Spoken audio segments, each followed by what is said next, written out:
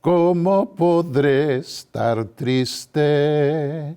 ¿Cómo entre sombras ir? ¿Cómo sentirme solo y en el dolor vivir? Si Cristo es mi consuelo, mi amigo siempre fiel, si aún las aves tienen seguro asilo en él, si aún las aves tienen seguro asilo en él. En este mundo nos movemos entre el espacio y el tiempo. Tenemos una luna en nuestro planeta que jamás va a estrellarse contra la Tierra. Ni nos estrellaremos contra el Sol tampoco. Nada está quieto en el universo. Todos los soles, planetas y lunas se mueven en perfecto orden, tanto en el macrocosmos del cielo como en el microcosmos del átomo. Y así sucede en el comportamiento de los seres creados que Dios puso en la vasta expansión del cielo.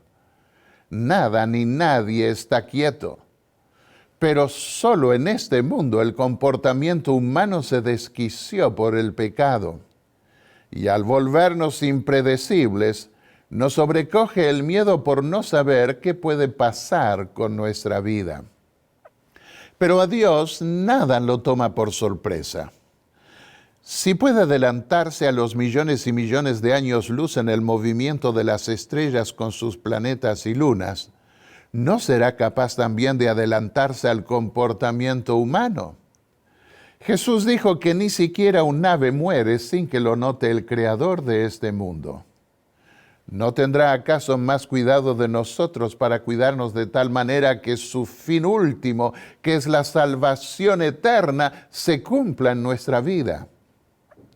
Dijo Jesús también que nuestro Padre Celestial conoce incluso la cantidad de cabellos que tenemos en la cabeza.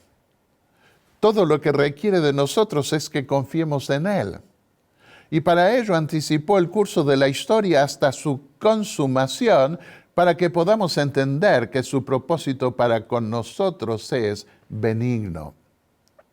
Quiere que sepamos que nos aguarda un destino eterno y feliz. Al considerar el calendario divino de la salvación, hemos estado viendo el plan de Dios para salvar su creación en las fiestas que ordenó festejar a su antiguo pueblo Israel. Veremos también más adelante que mediante el profeta Daniel y el apóstol Juan en el Apocalipsis, Dios predijo incluso la fecha en que tales fiestas se cumplirían en forma definitiva durante la dispensación cristiana. Pero antes de considerar este calendario profético y apocalíptico preciso, nos proponemos hoy mostrar con la Biblia la capacidad de Dios para anticiparse al comportamiento humano, individual y colectivo en la historia. Cuando nuestra hijita querida, Roselyn, tenía 5 años, se puso a correr delante de nosotros al volver a un hotel de Miami donde estábamos parando. En determinado momento pude captar que había reconocido el lugar y que en su ingenuidad infantil podría querer cruzar una avenida de 2 vías por lado, bastante concurrida, al acercarse al destino. Comencé a correr detrás de ella y pude alcanzarla cuando había comenzado a cruzar la avenida entre los bocinazos de los autos que cruzaban. A menudo podemos anticiparnos más fácil a los movimientos de los niños. Puede ser más difícil, en cambio, adivinar lo que otras personas van a hacer, sobre todo cuanto más inteligentes son para disimular sus intenciones. Pero aquel cuyos pensamientos son más altos que nuestros pensamientos, como lo está el cielo de la tierra, según las palabras del profeta Isaías, sabe cómo hacer para cuidar a sus hijos. a todos nos da un margen de libertad, pero un margen limitado, porque nada le impedirá lograr sus objetivos de redimir esta creación. Sobre esos límites divinos a la libertad humana habló el apóstol Pablo cuando dijo a los sabios filósofos de Atenas que de una sangre hizo Dios todo el linaje de los hombres para que habiten sobre toda la faz de la tierra. Y les ha prefijado el orden de los tiempos y los límites de su habitación, porque en él vivimos y nos movemos y somos. Hechos 17, 26 y 28. Dios conoce de antemano todo lo que vamos a hacer. Puede leer nuestro destino incluso en el embrión que se formó antes que naciésemos. Lo expresó así el salmista en palabras inequívocas al decir: porque tú formaste mis entrañas, me cubriste desde antes de nacer. Te alabo porque de modo formidable y maravilloso fui hecho. Maravillosas son tus obras, lo sé muy bien. No fueron encubiertos de ti mis huesos, aun cuando en oculto fui formado y tejido en lo más profundo de la tierra. Tus ojos veían mi embrión, todo eso estaba escrito en tu libro, habías señalado los días de mi vida cuando aún no existía ninguno de ellos. Salmo 139, versículos 13 al 16. Así también, Dios conoce el destino de este mundo.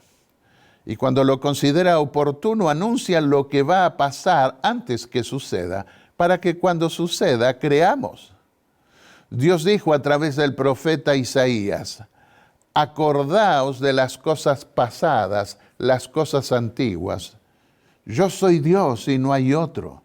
Nada hay semejante a mí, que anuncio el fin desde el principio y desde la antigüedad lo que aún no era hecho. Que digo, mis planes se cumplirán y hago todo lo que deseo. Que llamo del oriente al ave y de tierra lejana al varón de mi consejo, en este caso se refiere al emperador Ciro. Lo dije y lo haré, me propuse y también lo cumpliré. Isaías 46, versículos 9 al 11. Cuando vamos a considerar las profecías de la Biblia, vemos que hay profecías cortas, hay otras medianas y largas. Me refiero a las profecías fechadas. ¿Por qué es necesario detenerse por unos momentos para hablar de la capacidad divina de anunciar el futuro?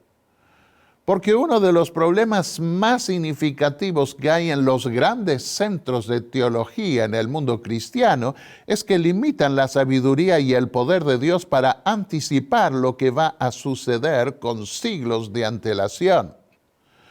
Para muchos de esos intérpretes modernos, las profecías son un producto humano que engaña a los lectores de la Biblia, haciéndoles creer que lo que ellos están viviendo fue anunciado antes. Un buen teólogo moderno en esa perspectiva tiene que aguzar su sabiduría para descubrir ese presunto engaño y reconstruir los hechos históricos tal como pretenden que pudieron haber sido. Entre las anticipaciones divinas de breve extensión, podemos mencionar 2 sueños que tuvo el faraón de Egipto que solo José podía interpretar por revelación divina.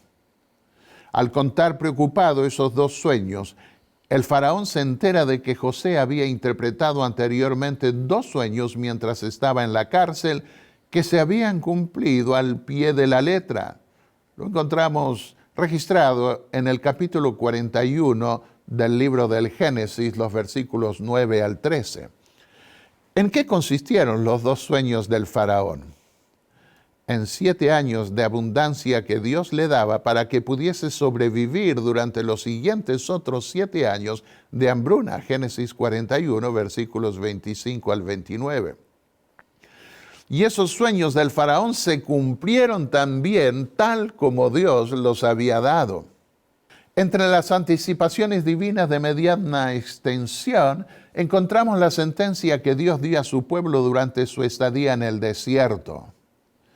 Las quejas continuas contra Dios que se levantaban entre ellos a pesar de las tantas manifestaciones de la providencia divina en favor de su pueblo, sobrepasaron el límite de la paciencia divina.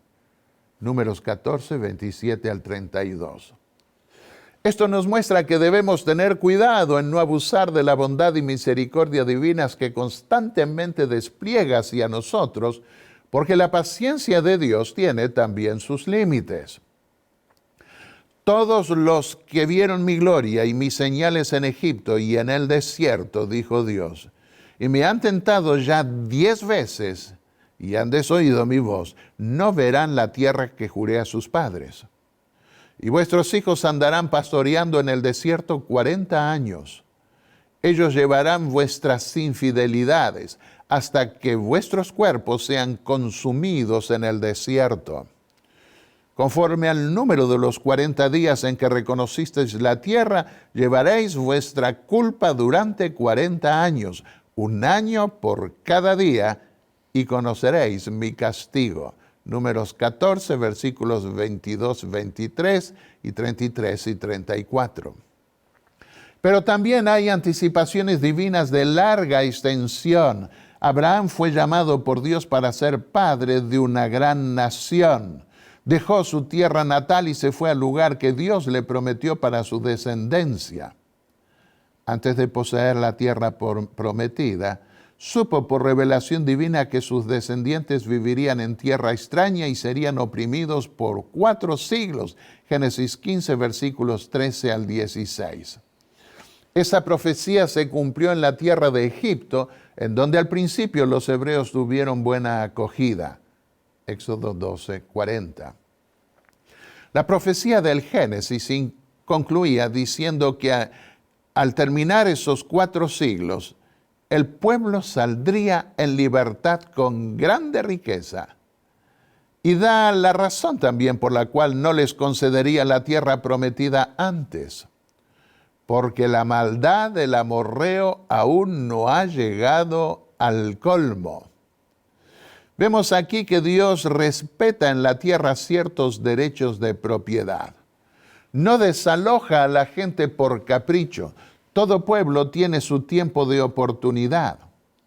Cuando la cuenta que Dios lleva de la maldad de cada nación pasa al límite de su tolerancia, entonces interviene.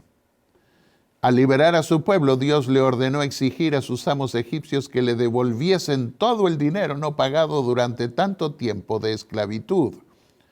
De esa forma, despojaron a Egipto y tuvieron suficiente como para poder construir en el desierto una habitación para la deidad que representase su gloria.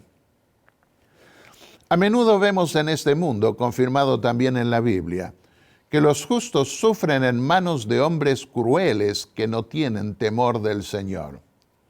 Aunque Dios protege a su pueblo, a veces permite que éste sufra como parte de la desgracia que a cada uno le toca vivir.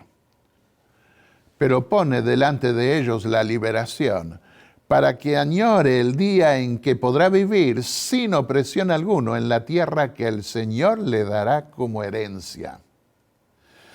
Dios se anticipó a muchos eventos en la Biblia, en períodos de tiempo específicos, como para que nadie tuviese dudas acerca de su capacidad para predecir el futuro.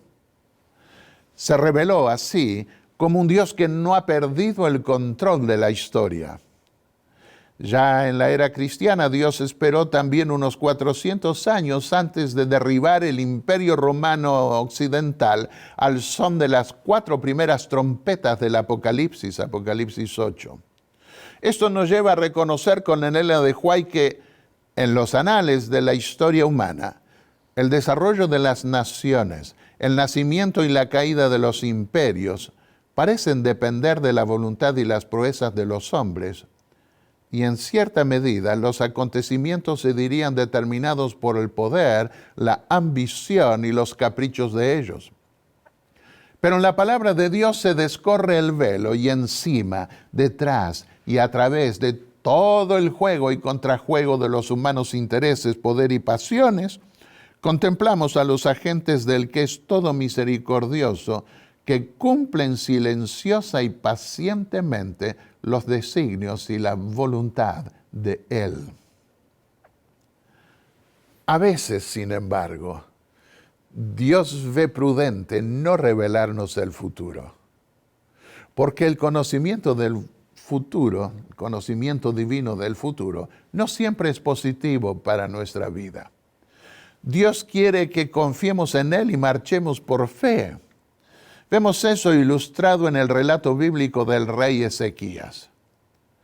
Dios le dijo que se preparase porque iba a morir. El rey se puso a llorar pidiendo vivir más, Segunda Reyes 20, versículos 1 al 3. No había hecho nada especialmente malo como para ser castigado con la muerte tan temprano. Por el contrario, había sido fiel en lo que se refería al servicio de Dios, versículo 3.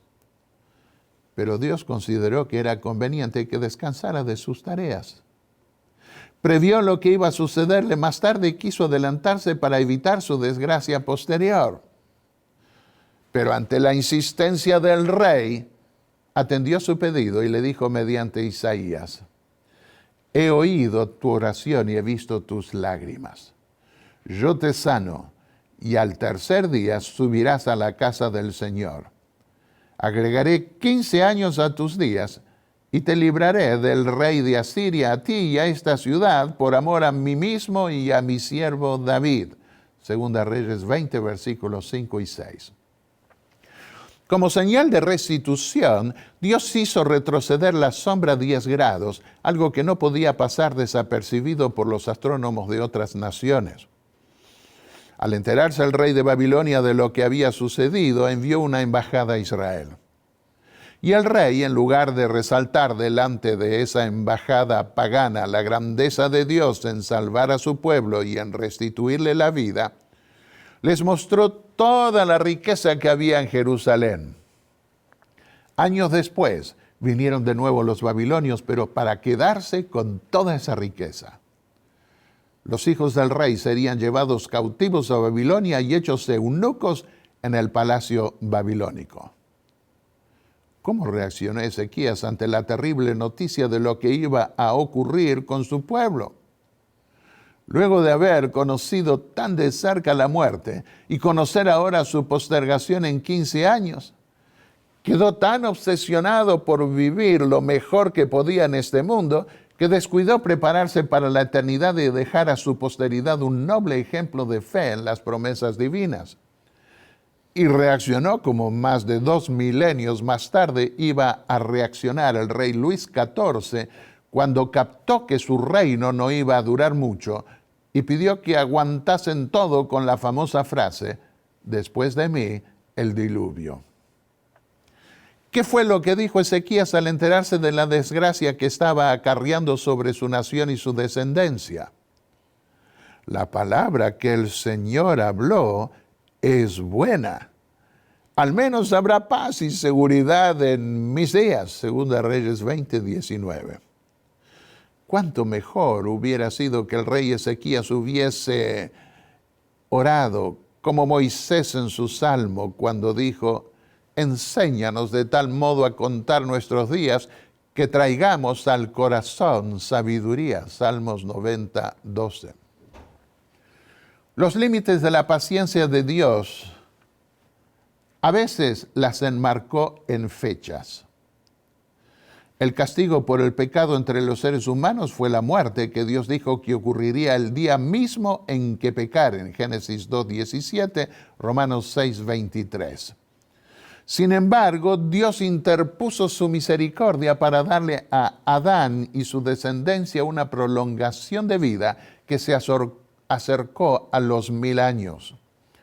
Lamentablemente no supieron aprovechar esa misericordia para construir una sociedad justa y la tierra se llenó de violencia, requiriendo que Dios interviniese para raer a los hombres y a toda esta creación de la faz de la tierra mediante el diluvio.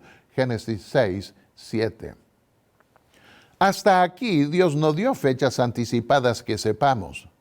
salvo los 40 días que iban a llevarle para cubrir el mundo con las aguas del diluvio. Génesis 7:4.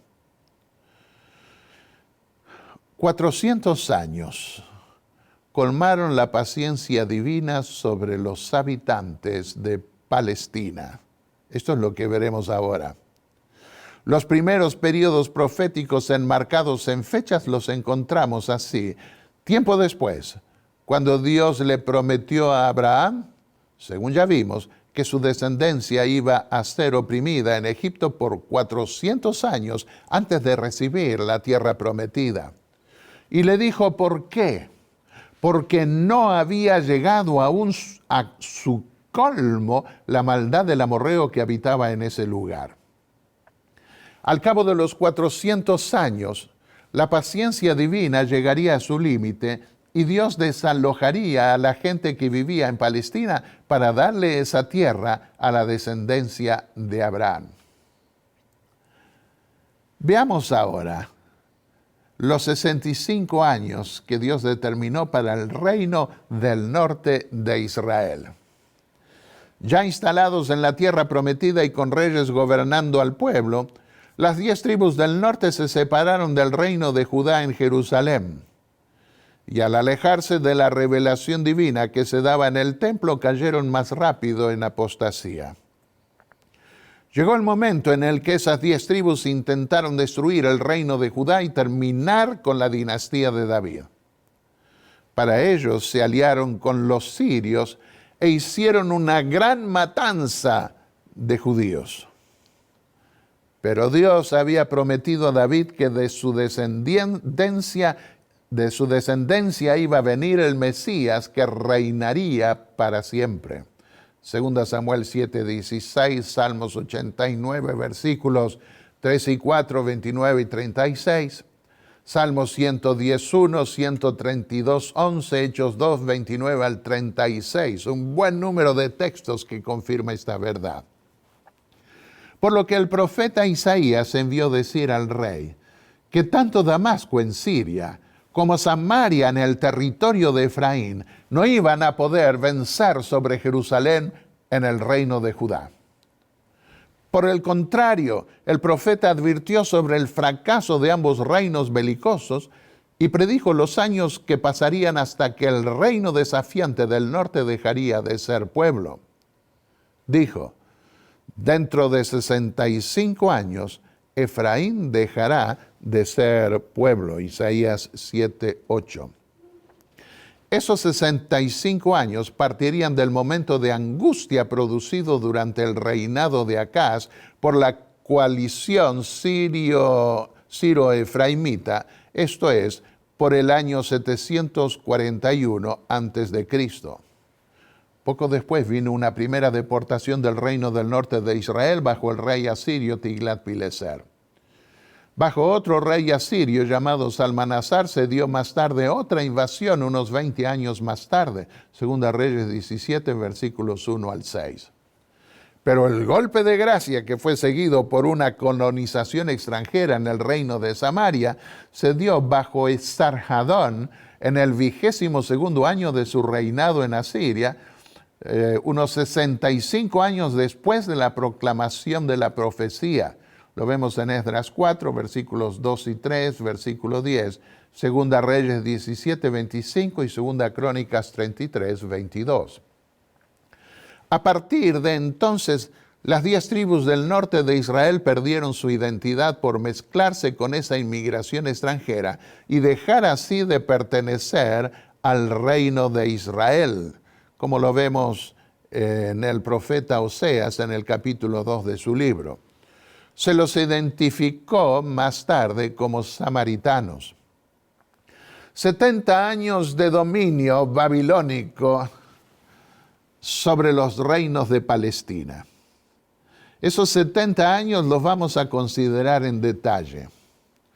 Una vez que cayó el imperio asirio, Dios anticipó también con fechas el período de dominio imperial del siguiente reino, el de Babilonia. Su reino duraría 70 años. Pero durante ese periodo Dios iba a permitirle abatir la soberbia de todos los reinos que gobernaban en Palestina. Y aunque no todos los reinos de Palestina cayeron al mismo tiempo, en su conjunto debieron servir al rey de Babilonia durante esos 70 años. Veamos la profecía contra Tiro, enmarcada también en 70 años. La causa de la caída de las naciones y de los imperios puede variar en la forma. La maldad y la corrupción pueden manifestarse de diferentes maneras, pero todos los reinos que fueron abatidos por Dios revelaron un problema común, que fue la soberbia.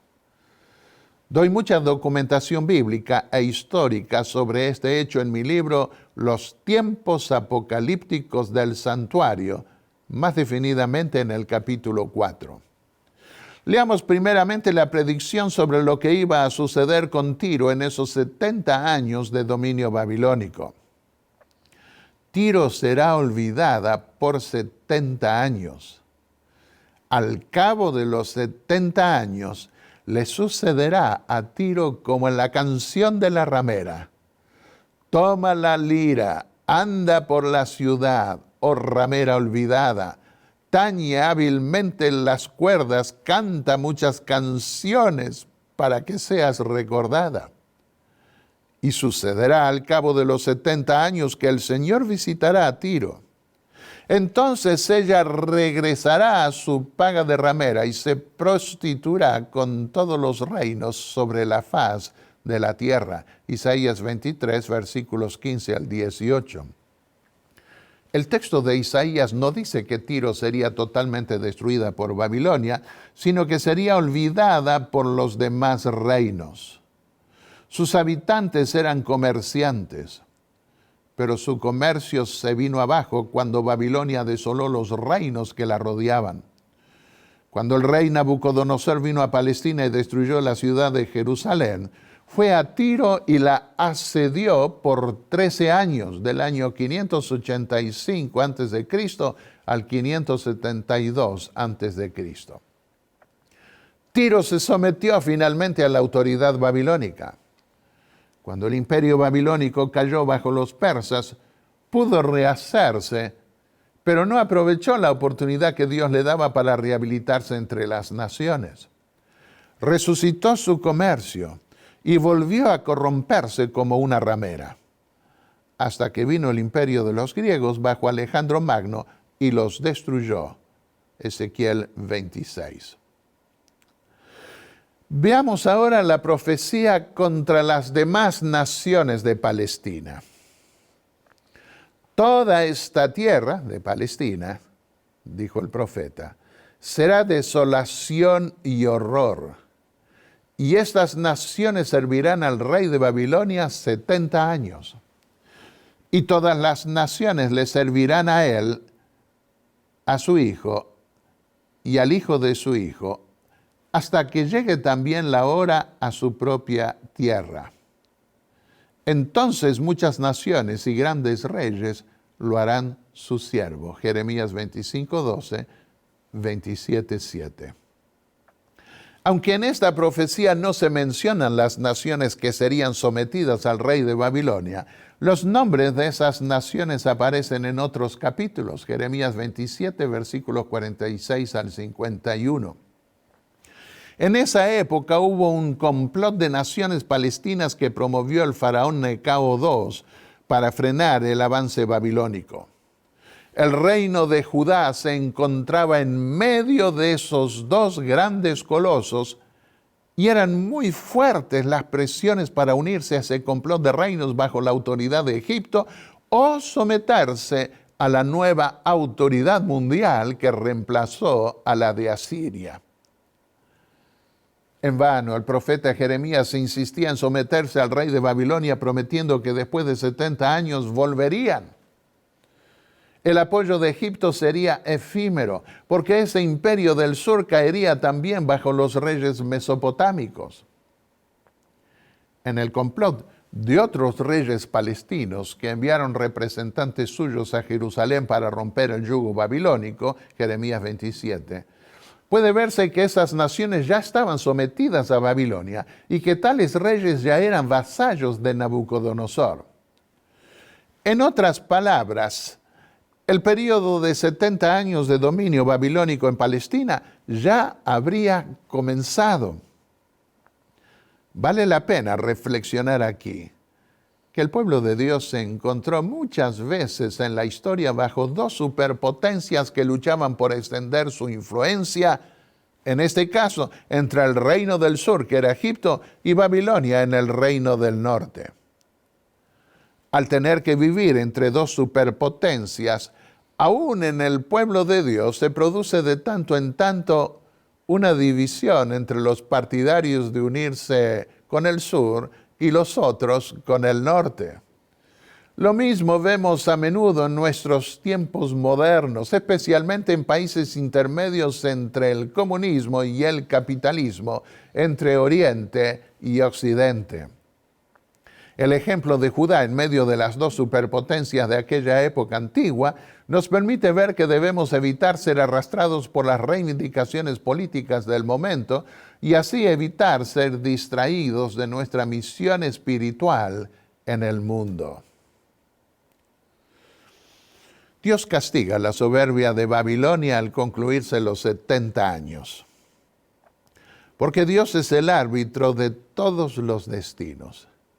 Y así como permitió que Babilonia castigase la soberbia de muchos pueblos al concluirse los 70 años predichos de su predominio, castigaría su propia soberbia también. Se levantarían las naciones contra ella en apoyo del imperio medo-persa. Y aunque su poder fue quebrado en el año 539 a.C., el profeta predijo también la destrucción total de su capital que tuvo lugar más tarde. Después que se hayan cumplido los 70 años, castigaré al rey de Babilonia y a esa nación por su iniquidad, declara el Señor. Y a la tierra de los caldeos la haré una desolación eterna. Cuando se le hayan cumplido a Babilonia 70 años, insistió luego el profeta, Jeremías 25, 12, 29, 19. El imperio que precedió al de Babilonia fue el de Asiria, cuya capital, Nínive, cayó en el año 612 a.C. Pero el reino asirio sobrevivió 3 años más hasta el año 609 a.C. Assur-uballit II lideró la resistencia asiria y avanzó sobre la ciudad de Harán para recapturarla. Un gran ejército egipcio lo acompañó y sitió la ciudad hasta el mes de Ululu, de agosto a septiembre. Fue entonces que apareció Nabucodonosor en escena, el rey de Babilonia. Y aunque no se tienen datos precisos de lo que pasó en esa confrontación, se sabe que a partir de entonces Assur-uballit II desaparece de la historia. Los historiadores concluyen diciendo que así terminó miserablemente, dentro del corto espacio de 3 años, el gigante que por 3 siglos había hecho temblar al mundo con miedo. Asiria, nos dicen esos historiadores, llegó a su fin. Una vez sofocada toda resistencia en Asiria, Babilonia pasó a ser la nueva potencia dominante de la Mesopotamia, hasta que vino el reino de los persas para arrancarle ese poder, Segunda Crónicas 36:20. Eso ocurrió exactamente 70 años después, cuando Babilonia cayó bajo el general Ciro de los persas el 12 de octubre del año 539 a.C. Daniel reconoció que Dios quita y pone reyes, capítulo 2, versículo 21 de su libro. Dios llamó al rey de Babilonia siervo suyo, no porque estaba de acuerdo con ese reino, sino porque mediante ese reino iba a castigar las naciones que se habían ensoberbecido contra el cielo, Jeremías 27:6. Pero le dio un tiempo límite que no pasaría, 70 años. La paciencia divina llegó a su fin cuando el último rey de Babilonia organizó una orgía en su reino y trajo las copas sagradas del templo de Jerusalén para beber vino y embriagarse con su corte en ese festín. Lo encontramos en el capítulo 5 del libro de Daniel. Al darle la sentencia divina a ese rey impío Belsasar, el último rey de Babilonia, Daniel trajo a colación lo que le había pasado a su abuelo Nabucodonosor, el mayor emperador de Babilonia, cuando en su orgullo dijo: ¿no es esta la gran Babilonia que yo edifiqué con la fuerza de mi poder para residencia real y para gloria de mi grandeza? Daniel 4:30. Cuando su corazón se ensoberbeció y su espíritu se endureció con orgullo, fue depuesto del trono real y despojado de su gloria. Daniel 5:20. Y tú, su hijo, nieto, Belsasar, sabiendo todo esto, no has humillado tu corazón. Antes contra el Señor del cielo te has ensoberbecido. Por tanto, tu reino ha sido roto y dado a medos y persas. Daniel 5, 22 al 23 y 28. Ya el profeta Jeremías lo había anticipado cuando habló de parte de Dios diciendo: juntad flecheros contra Babilonia, pagadles según su obra, porque contra el Eterno se ensoberbeció contra el Santo de Israel. Jeremías 50, 29. Aquí estoy contra ti, oh soberbio, dice el Señor, el Eterno Todopoderoso, porque tu día ha venido, el tiempo en que te castigaré. Jeremías 50, versículos 31 y 32. El profeta Isaías vio detrás del rey de Babilonia al diablo mismo y anticipó su final abatimiento y destrucción. Toda tu soberbia descendió al sepulcro, gusanos serán tu cama y gusanos te cubrirán. ¿Cómo caíste del cielo, oh lucero, hijo del alba? Fuiste echado por tierra, tú que abatías a las naciones, tú que decías en tu corazón: subiré al cielo, en lo alto, por encima de las estrellas de Dios levantaré mi trono. Sobre las altas nubes subiré y seré semejante al Altísimo. Pero fuiste derribado hasta el sepulcro, al más profundo abismo. Isaías 14, 11 al 15. Con infalible exactitud, el infinito sigue llevando cuenta con las naciones. Mientras ofrece su misericordia y llama al arrepentimiento, esta cuenta permanece abierta. Pero cuando las cifras llegan a cierta cantidad que Dios ha fijado, el ministerio de su ira comienza. La cuenta se cierra, cesa la paciencia divina. La misericordia ya no intercede en favor de aquellas naciones. Esto escribió el Espíritu de Profecía. Veamos ahora los 70 años desde la perspectiva de la cautividad judía. Luego de desbandar el último intento del reino asirio por mantenerse en el poder en el año 609 a.C., el rey de Babilonia se dirigió hacia el sur, donde el faraón Necao II todavía controlaba la coalición Siro-Palestina. Egipto fue abatido en Carquemis en mayo-junio del 605 a.C. En ese año Nabucodonosor impuso su yugo también en el reino de Judá y llevó a la primera tanda de cautivos a Babilonia, entre los cuales se encontró el profeta Daniel. Lo vemos en el capítulo 1 de su libro. Más tarde hubo intentos judíos de romper el yugo babilónico, probablemente después de la convocación de la llanura de Dura, en la que Nabucodonosor quiso hacer perdurar su poder mediante una estatua toda de oro, pero fracasó. Daniel, el capítulo 3. La rebelión fue sofocada en el año 597 a.C. y otro grupo de cautivos fue llevado a Babilonia, entre los cuales estuvo el profeta Ezequiel.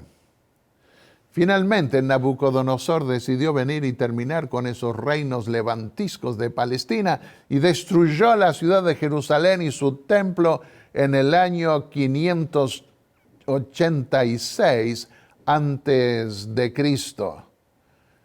El Eterno había advertido: y toda esta tierra quedará desolada en espanto, y estas naciones de Palestina servirán al rey de Babilonia 70 años.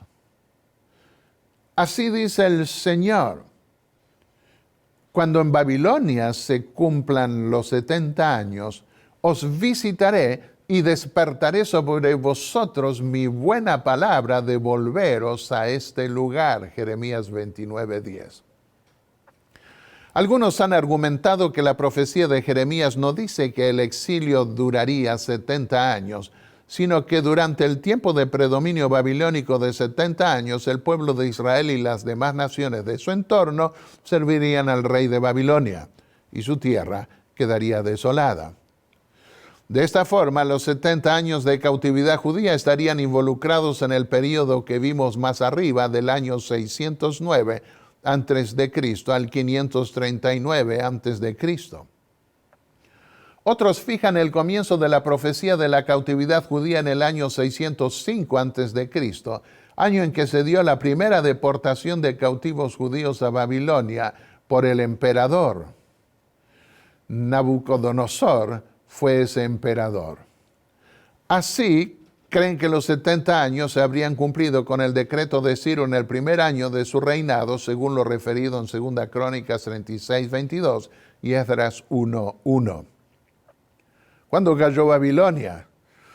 Cayó en el otoño, cuando los soldados persas pudieron entrar bajo las compuertas del río Éufrates que cruzaban la ciudad en el primer día del 7º mes de Tishri del año 539. Y Darío el Medo pasó a ser el gobernador de esa ciudad. Daniel 5:31, 9:1. Mientras tanto, según un cilindro del rey persa, Ciro siguió siendo rey de las tierras hasta la primavera del año 538 a.C., cuando comenzó a adoptar también el título de rey de Babilonia.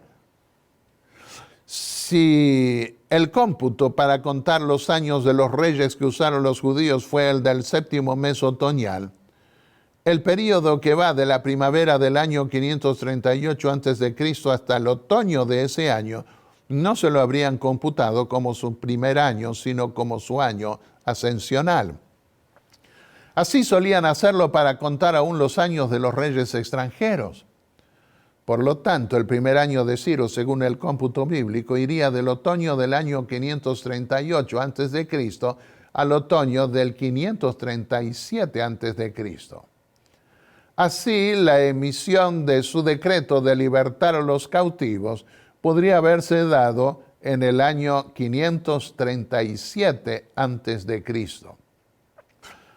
Algunas de estas fechas marcan una diferencia de un año dependiendo si se cuenta el año a partir de la primavera o a partir del otoño. Hay pruebas suficientes en la Biblia para mostrar que el año 586 fue el año en que cayó Jerusalén. Y también aquí lo podemos ver en relación con la caída de Babilonia. La organización del regreso a Palestina desde Babilonia, con todo lo que debían llevar, debió haberles requerido algunos meses de preparación. Si a esto agregamos otros 5 meses más de viaje a pie hasta Jerusalén, nos vamos fácilmente hasta el año 536 a.C. o aún al 535 a.C., porque no sabemos cuánto tiempo les llevó a organizar el viaje. Iban a ir con las familias, con los niños. De manera que el primer contingente puede haber llegado a Jerusalén en el año 536 a.C. Así, desde la partida hacia Babilonia del primer grupo de exiliados en el año 606 o 605 a.C., hasta la llegada del primer grupo de repatriados en el año 536 o 535 a.C., se habrían cumplido 70 años de cautividad. Recordemos que los israelitas tenían dos maneras diferentes de contar los años de un reino o de sus fiestas en el calendario hebreo. Mientras que, al igual que nosotros, contaban los años de una persona una vez que los cumplían. Otras veces el primer año lo hacían partir al nacer o del momento presente, sin importar que ese primer año no sería completo. Los ejemplos más típicos que ya vimos en temas anteriores son las leyes sobre el Pentecostés. Y como volveremos a insistir en otros temas, se dan al contar también los años de jubileo. De manera que si se escoge la fecha del año 605 a.C. hasta el 536 a.C., se obtiene también un periodo de 70 años como cómputo inclusivo. Veamos ahora cómo los cautivos hebreos perdieron la visión profética que anunciaba el regreso a la tierra prometida. Se interesaron más en los beneficios materiales que habían podido obtener en Babilonia que en su vínculo con el pueblo de Dios. Hay numerosos ejemplos que la arqueología trajo a colación. Así identificaron sus sueños con la ciudad que iba a ser destruida para su propia perdición.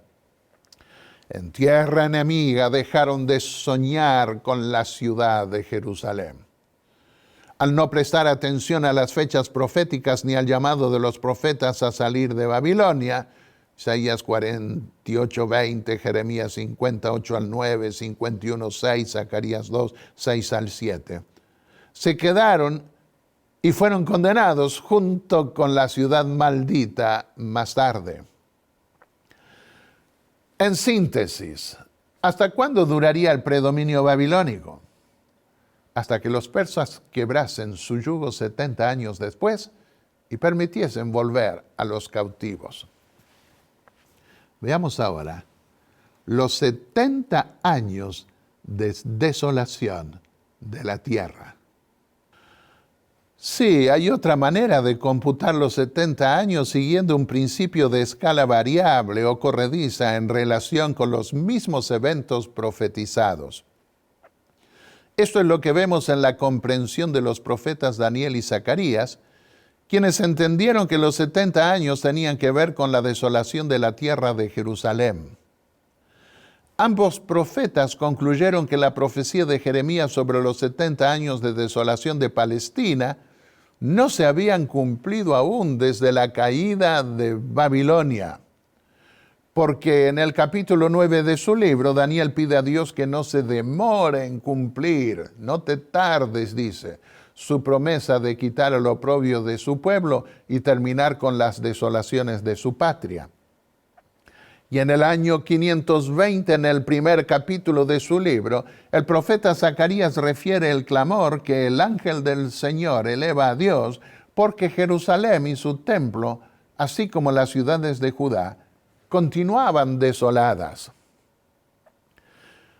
Es evidente que estos profetas entendieron que la desolación de la tierra había comenzado con la destrucción del templo de Jerusalén en el año 586 a.C. y sabían también que se acercaba la fecha en que debía concretarse su reconstrucción. Pero las tareas se estaban deteniendo porque algunos se interesaban más en hermosear sus casas que en edificar la casa del Señor. Lo cuenta el profeta Ageo en el primer capítulo de su libro. Otros pensaban que todavía no había llegado el tiempo y para colmo de males, la mayoría de los cautivos no quería volver porque les iba bien ahora en Babilonia. Se habían acostumbrado a vivir allí. Zacarías ve que el ángel del Señor se aflige porque escucha el reporte de que la tierra prometida todavía estaba tranquila en reposo. Según el relato del último capítulo del libro de las Crónicas de los Reyes de Israel, esa tierra estaría en reposo de maldición y desolación por 70 años. Y en la visión, Zacarías ve que nadie se está moviendo para volver a la tierra prometida y que las manos de los constructores se han debilitado. Por lo tanto, se acongoja, ya que la tierra debía estar en agitación con la llegada de más contingentes repatriados para colaborar en la reconstrucción del templo. Pero Dios responde que tendrá compasión de su pueblo y promete que la reedificación de su casa será completada. El ángel preguntó a Dios: ¿hasta cuándo seguirás sin compadecerte de Jerusalén y de las ciudades de Judá contra las cuales has estado indignado estos 70 años? Y el Señor respondió al ángel que hablaba conmigo palabras buenas, palabras consoladoras. Me volveré a Jerusalén con compasión. En ella será reedificada mi casa, y el cordel será tendido sobre Jerusalén. Zacarías 1, versículos 11 al 13 y 16. 2 años después, Zacarías vuelve a mencionar los 70 años en los cuales el pueblo lamentaría las desolaciones de su tierra. Zacarías 7, 5. Y 2 años más tarde aún, la obra del templo se completó y pudo ser inaugurado a tiempo en el año 516 a.C., antes que expirasen esos 70 años desde la construcción del templo de Salomón y de Jerusalén. Esto permite ver que desde la destrucción del templo en el año 586 a.C.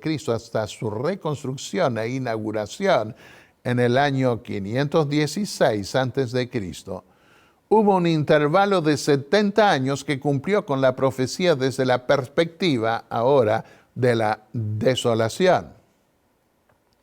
Repasemos con el siguiente gráfico que podrán ver en la pantalla los 3 momentos que cumplen con el periodo de 70 años de cautividad y desolación de Jerusalén. Por una documentación mayor puedo referir nuevamente mi libro, Los tiempos apocalípticos del santuario, donde estudio en detalle las fechas involucradas. En síntesis, el cumplimiento a escala variable o corrediza de los 70 años, según las diferentes descripciones de Isaías, Jeremías, Daniel y Zacarías, pueden resumirse así. Del 609 a.C. al 539 a.C., se da el comienzo del dominio de Babilonia hasta su caída. Del 606 o 605 a.C. hasta el 536 o 535 a.C., se da la primera deportación de los cautivos hebreos, Jeremías 29:10, Daniel 1:1, hasta su primer regreso a Palestina, Esdras 1:1, Segunda Crónicas 36, 20 al 23. Del año 586 a.C. al 516 a.C., vemos primero la destrucción del templo, relatada en Jeremías 25, 1 al 12, Segunda Reyes 25, 8 al 9, Segunda Crónicas 36, 19, y la reconstrucción completada según Esdras 6, versículo 15. El reposo y la desolación de la tierra bajo maldición estaba predicha también en la Biblia.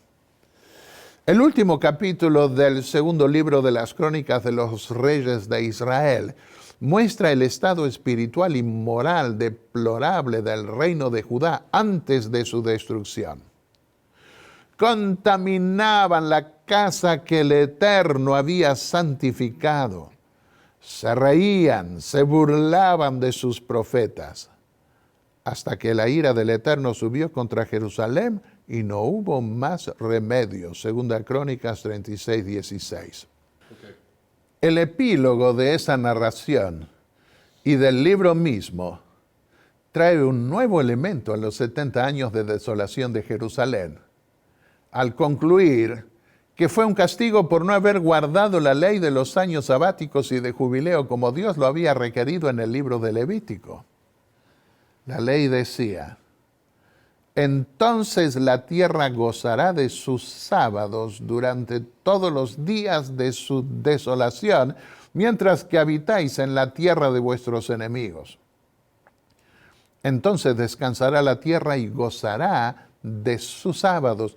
Durante todos los días de su desolación, la tierra guardará el descanso que no guardó en vuestros sábados mientras habitabais en ella. Porque la tierra será abandonada por ellos y gozará de sus sábados mientras quede desolada con su ausencia. Levítico 26, versículos 34 y 35 y versículo 43. Y la reflexión del cronista sobre los 70 años de desolación de la tierra es significativa. Esto se daría en cumplimiento de la palabra del Señor enviada por Jeremías. La tierra disfrutó sus sábados, porque todo el tiempo de su asolamiento reposó hasta que se cumplieron los 70 años. Segunda Crónicas 36, versículos 20 y 21. Es evidente que el sistema monárquico alteró algunas leyes divinas, ya que ninguno de los reyes iba a devolver sus tierras a sus antiguos dueños, y su ejemplo autoritario iba a ser seguido por los magnates que se formasen de entre el pueblo. En efecto, los únicos registros que tenemos en los libros históricos de la Biblia sobre los años sabáticos son de apelaciones a dar libertad a los cautivos en el año sabático, so pena de ser castigados. Eso lo encontramos en Isaías 58 y en Jeremías el capítulo 34, más definidamente en los versículos 8 al 22. Sí, conviene tener esto en cuenta. Dios no hace excepción de personas ni de pueblos. Castiga la soberbia tanto de los reinos paganos como del reino de su propio pueblo. Y ese castigo divino por la corrupción moral implica desolación y cautiverio.